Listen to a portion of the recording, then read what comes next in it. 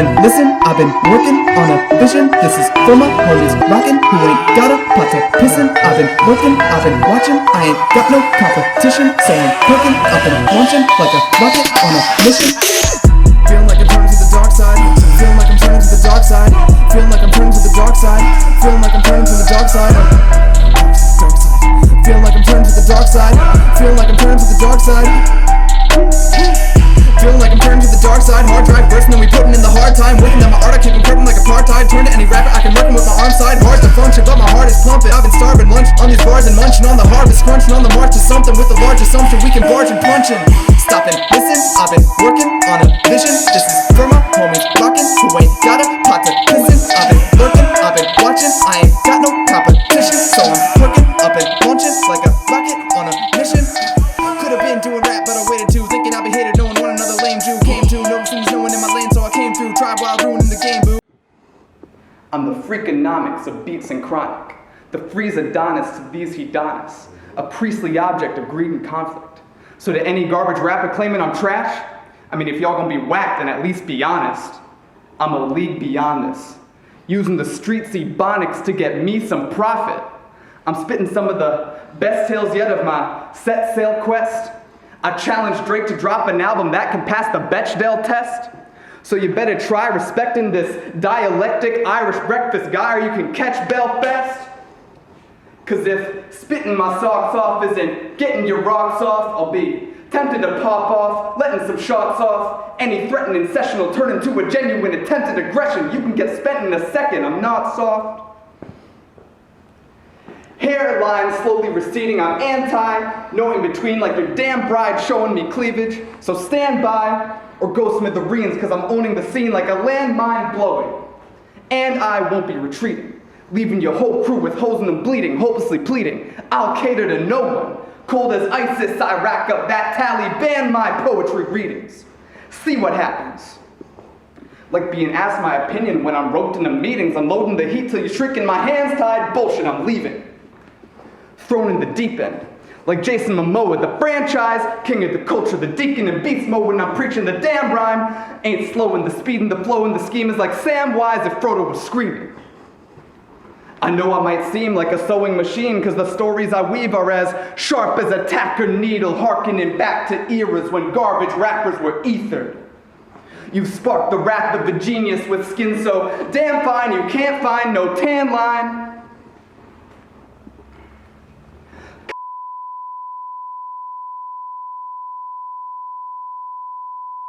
Till I'm laying a coffin with all of you drakes in it, I'ma stay underground, like a coffee with flakes in it.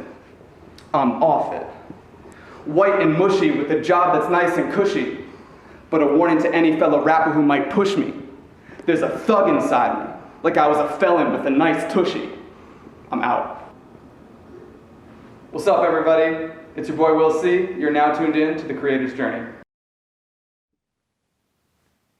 Yo, what up, world? It's your boy Ez Harris, and we are back with another Creator's Journey. I am sitting here with my man Will C. What's good, man? Pleasure to sit down with you, man. Yeah, good to see you. Yeah, man, you too, man. So tell me, you're also a part of TRIBEWILD, right? Yes. So how long have you been a part of the group? So it's December now. I joined TRIBEWILD. I guess I don't know officially, but I met Chandler and a bunch of the guys in July. Okay. The story. This year? Yeah, this year. Nice. So I guess how do the math? 5 months. It's kind of crazy. What happened was Chandler and I lived in the same building. We never knew each other. One day, I've lived there for 2 years and never met the guy. I walked in the elevator. This dude's standing there. He just turns to me and goes, "Hey, I'm Chandler. What's your name?" Man, random. First day of kindergarten. And I'm like, I'm Will. Good to meet you. What's up? Let's hang out sometime. Yeah, sure, man. Great to meet you. Just like the randomest, nicest interaction I've ever had with a person in New York. Right. On the elevator. On the elevator, just randomly one night.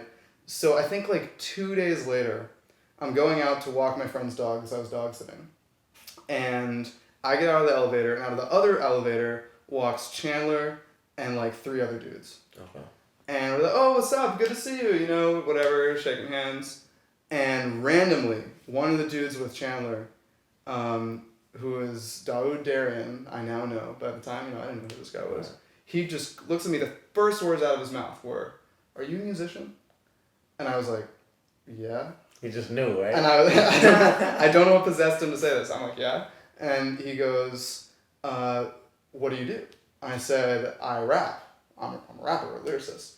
He goes, "Yo, Chan, It's like, this guy's a rapper." Did you know this? Yeah. And Chan's like, "What?" And I'm like, "Yeah, why?" And he's like, we're a rap collective. Like, we should talk. Right. And so Chandler just says to me, we're walking for a while, just chatting. And Chandler's like, "Hey, man," it was late. It was like 9 p.m. He's like, "Why don't you come over to my place at midnight when I'm back?" Because I don't know what he was doing that night with it. He's like, "Come back at midnight and we'll just hang out." And I was like, "Yeah, man, sure." So later that night, I'm sitting in my room. I'm talking to my girlfriend. I was like, I met one of our neighbors the other day, and he just invited me up to his place tonight at midnight. And I was like, I don't know how to feel about this because it's so friendly. So random. But it's so freaking weird. Like, no one does that in New York. Right. And she was like, "You gotta go. Like, make a friend." And I was like, "Yeah, you're right. Someone invites you to their home, you don't snub them." Like, right, so right. yeah, I went up. And long story short, we were up until 5 a.m. just vibing, just talking about hip-hop, listening to each other's music, freestyling, just like getting to know each other. And it was just like instant chemistry, like just good friends. That's dope. And yeah, and so I've hung out with them the next day. We went to a dope party together in Brooklyn, and it's just been like hanging out multiple times a week, getting music done, challenging each other as artists for months now, and just getting deeper and deeper and like more, not official, but just like more tight knit.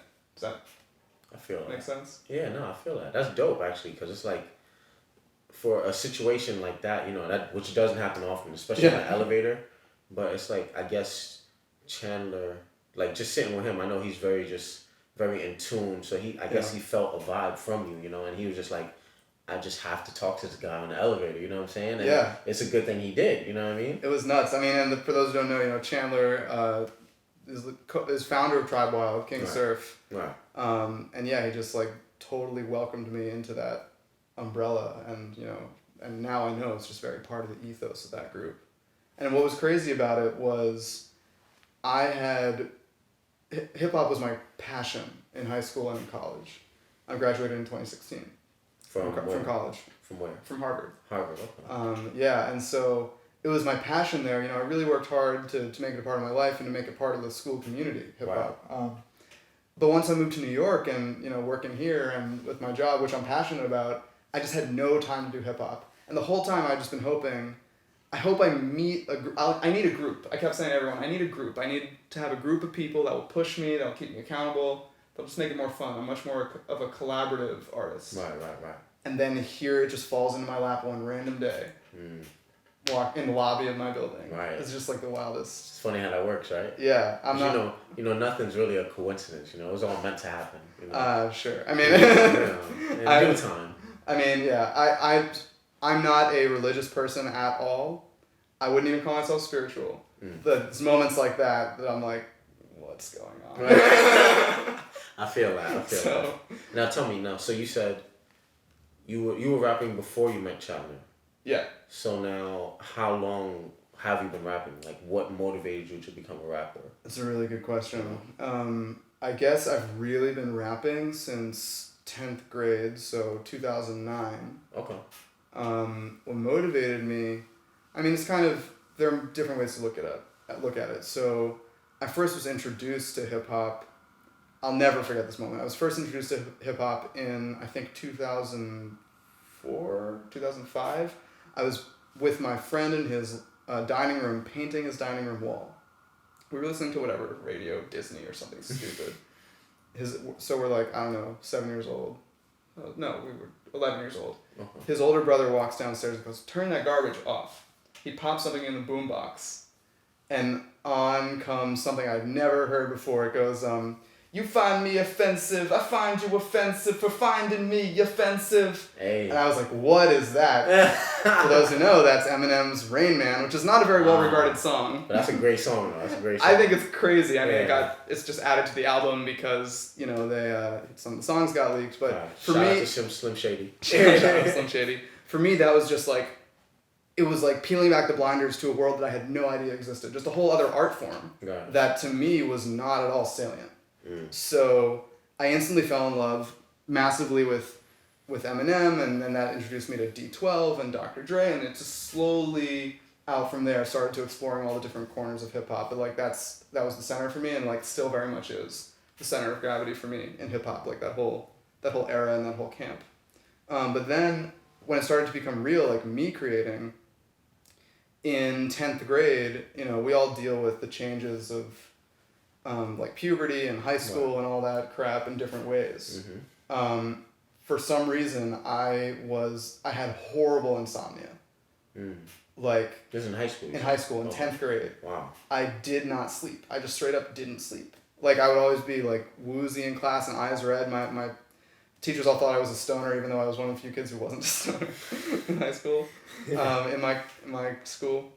So I just at night I would just be thinking in rhyme and words. This is what you hear from a lot of different rap artists. You know, the words would just kind of appear and my thoughts would flow, and so I would find solace sitting at my desk writing and eventually recording, and I'd do an experiment. Like I'd write something up, I'd put it on Facebook for my friends to see.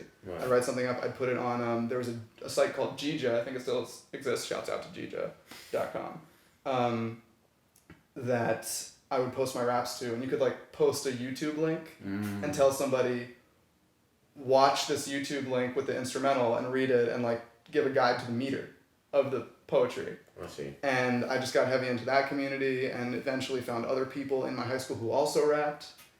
So we'd collaborate and it just kind of blossomed from there. Okay. Does that answer your question? So now you would say that Eminem is probably your number one inspiration? Yes. Yeah? And I realize the cliche. But like, you know, I think to me he embodies what I'm interested in hip hop, and everyone has a different interest in it, right? What most inspires me is the creative, the play of matching the perfect words to a musical sound and rhythm. Like finding the maximized lyrical match to instrumentation. Just the lyricism and skill aspect of it. And I think when that's the conversation, he's unmatched, and that's why he's always been my biggest inspiration. Or maybe just because he's the first rapper I heard. I don't know.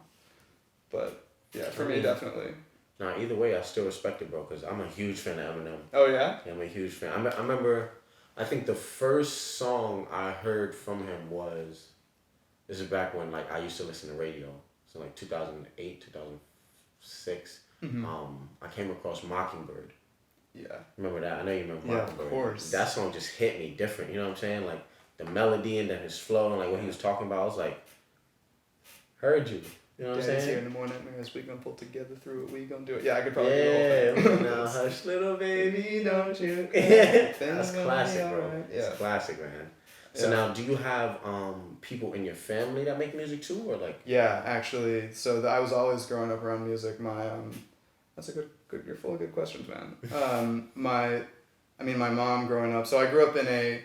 My mom and dad were divorced. My mom grew up Jewish. She's still Jewish. My dad converted to Judaism. Grew up in a Protestant household, and my mom remarried to an Indian man. So they got that Hindu influence in the household too. Interesting. And so there's always all different kinds of music that I grew up around. My mom grew up singing like classical, traditional choral music, but also loves Jewish music, show tunes. Heavy into Broadway and the history of that.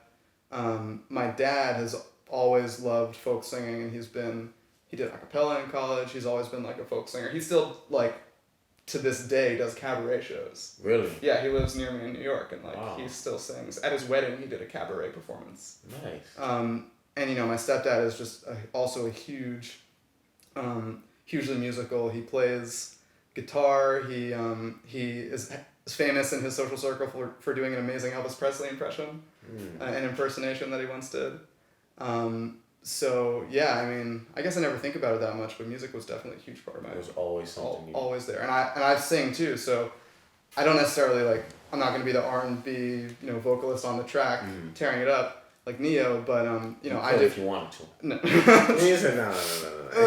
But no, I did choral music in high school as well, theater, a cappella, and in college I did a cappella music, composing and performing, and so kind of dabbled in.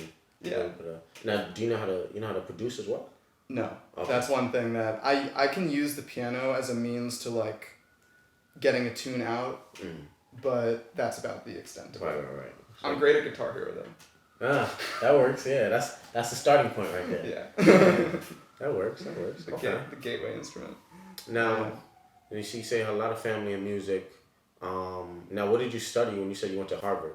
So I studied psychology and a minor in computer science. All right, interesting. Yeah, I mean, it was a lot of fun. My lens was, I always was thinking, when I was, really for most of my life, but especially when I was thinking about college, I was thinking, what is the single most strategic thing I could learn to have the largest impact on the world with my life?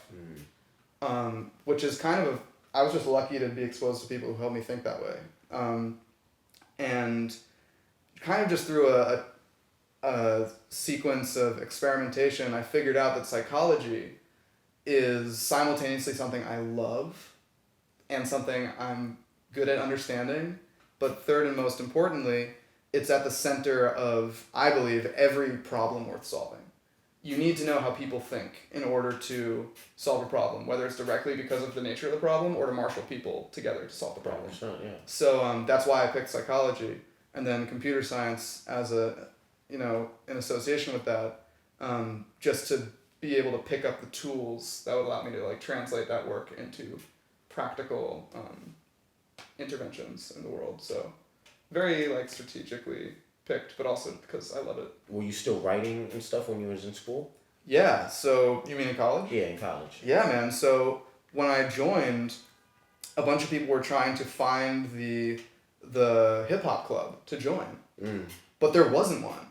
So a bunch of us banded together, class of 2016, and we founded the Harvard College Rap Collective, the first and, to my knowledge, only formal home for hip hop at Harvard. That's dope. And you're known as the Harvard rapper. Yeah. Okay, that's lit.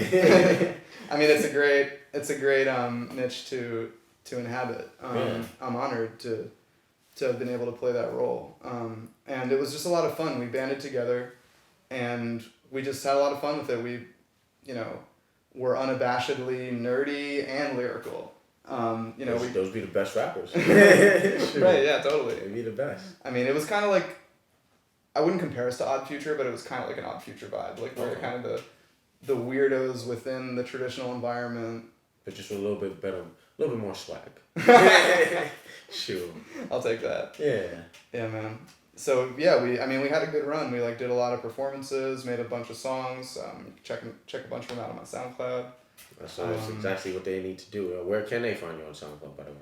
They can find me at soundcloud.com/willshiphop or /therealistwillc, like the most real. The realist will see. Yeah. Because he keeps it real. Here we go. And on Instagram at the realist will see. And the reason for that is Will C was taken because it's an extremely common name. The real Will C was taken. The real Will C was taken. And I was like, forget this. Right. I'm the realist Will C. The realist, man. Like, oh, you real? I'm going to show you the realist, man. That's it. So now tell me, as a rapper, as an artist, as a creator, what's the day in life for you?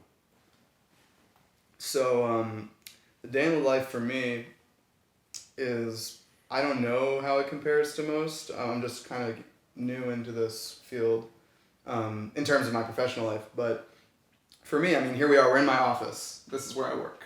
It's a fire office, bro. Thanks, man. I mean, I love it. I love it. We moved here like a year and a half ago. So I work at a small startup. There's 14 of us. And I love my job. Right. Like, it's perfect for what I studied. We're changing the world through psychology and technology, and it's just the best. So for me, a day in the life is I come to this job, pretty much normal startup hours. So like it's longish hours.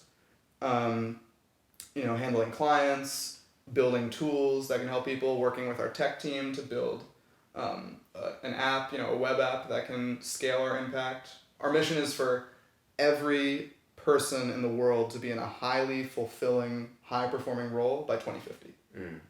So, we're aggressively pursuing that mission.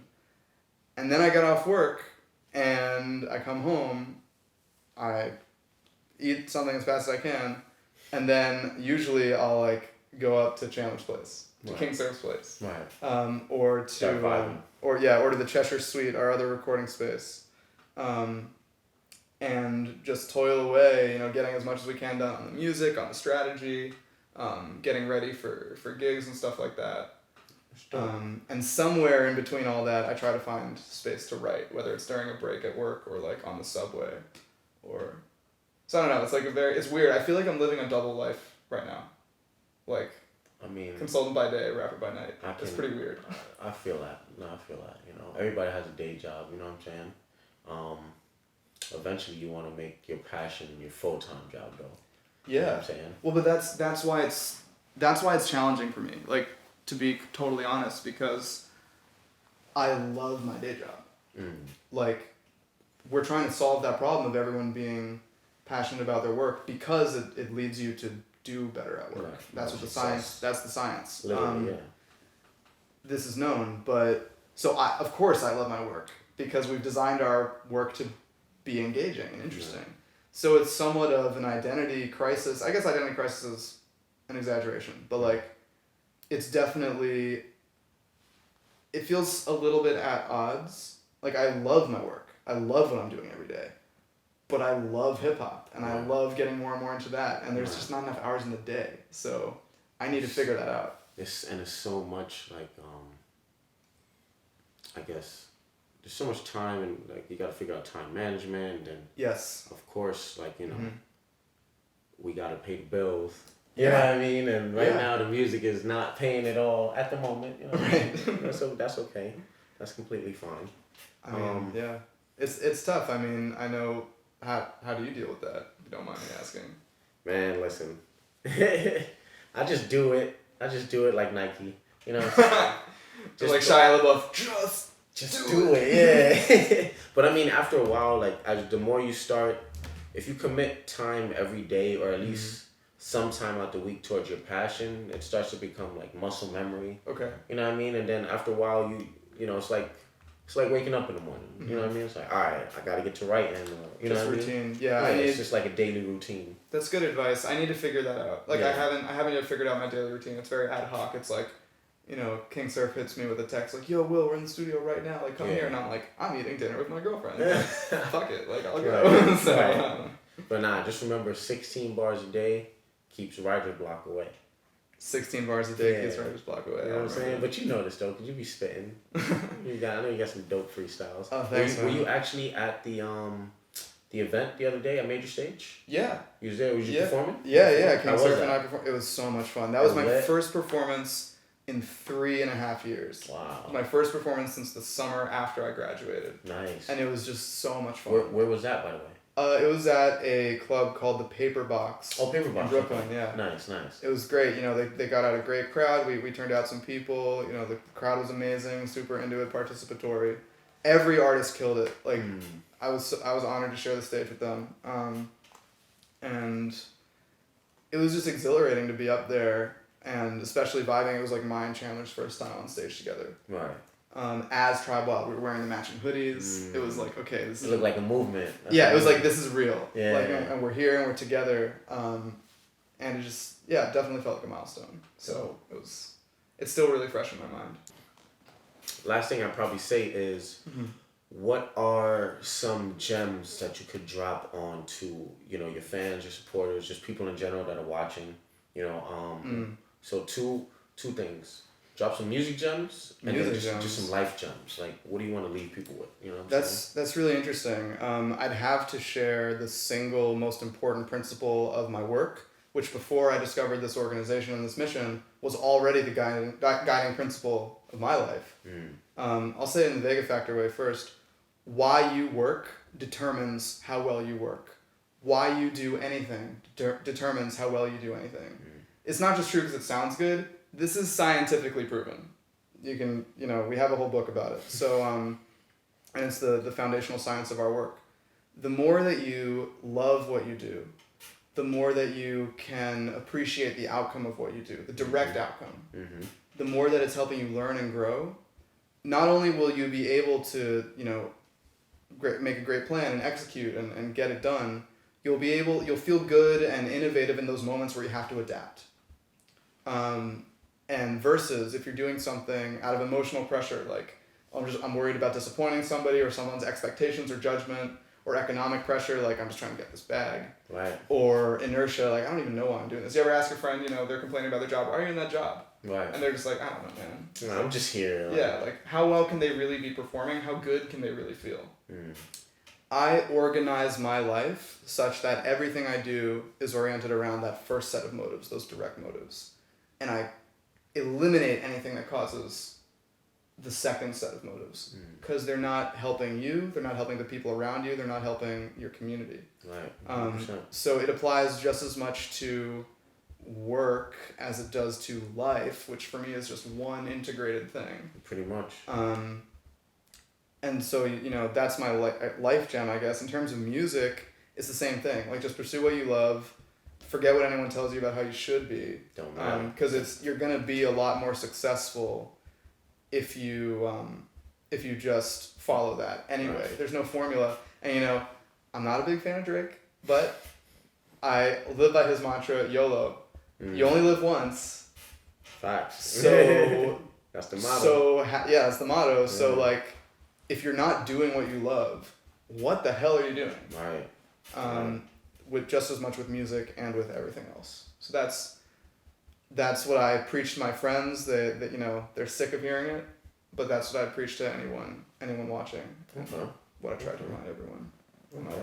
Now just let everybody know where exactly they could find you. For sure. Yeah, your music platforms as well as your social media platforms. Yeah, for sure. So for music, my stuff's on SoundCloud.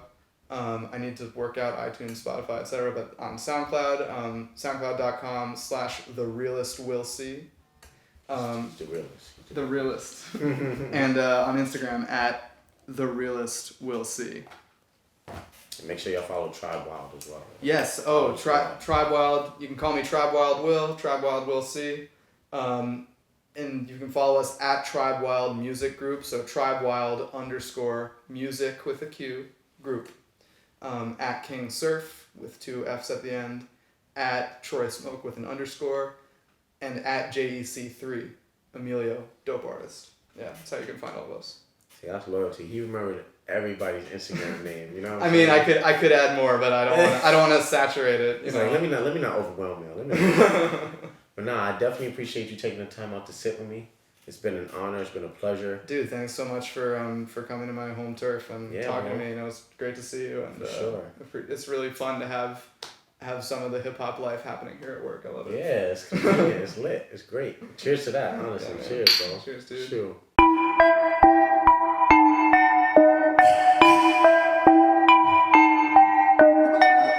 Stop and listen, I've been working on a vision. This is for my homies rockin' who ain't got a pot to pissin'. I've been working, I've been watching, I ain't got no competition. So I'm perking up and launching like a rocket on a mission.